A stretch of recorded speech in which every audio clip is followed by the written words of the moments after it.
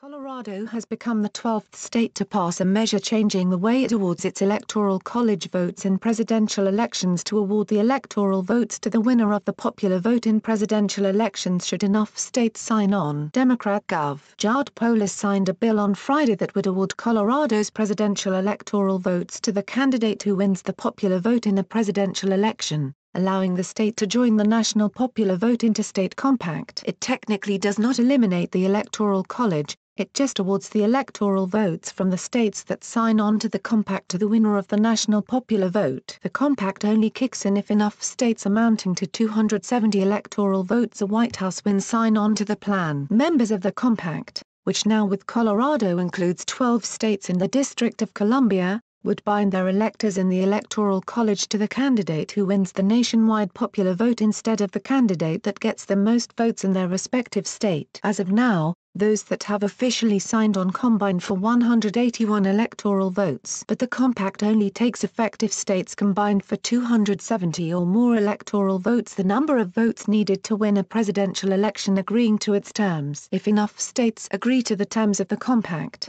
it could change how presidential elections are decided by limiting the power of the Electoral College. The 11 states which have already agreed to the compact before Colorado, Vermont, Rhode Island, Hawaii, Maryland, Massachusetts, Connecticut, Washington, New York, Illinois, New Jersey, and California have passed legislation in their respective state houses agreeing to favor the popular vote in presidential elections. New Mexico, with 5 electoral votes, could be the next state to sign on to the compact, as its state senate recently passed a bill in favor of awarding electoral votes to the national popular vote winner and it awaiting the governor's signature there. The same is true in Delaware, which has 3 electoral votes. Those 2 states would add another 8 electoral votes to the compact, getting it up to 189 total electoral votes, putting it 81 electoral votes shy of adoption. Although the popular vote movement has been branded as a bipartisan effort by supporters of the legislation,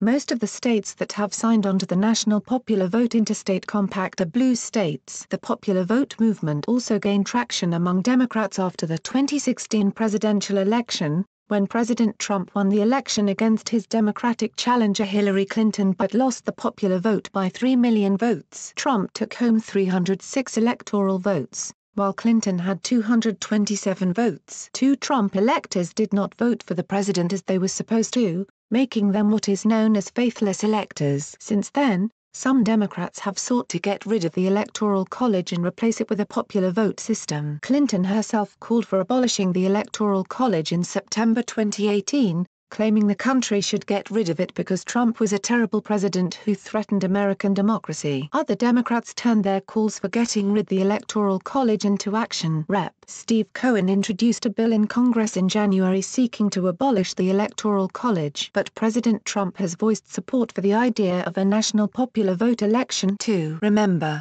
we won the election. And we won it easily. You know, a lot of people say, oh, it was close.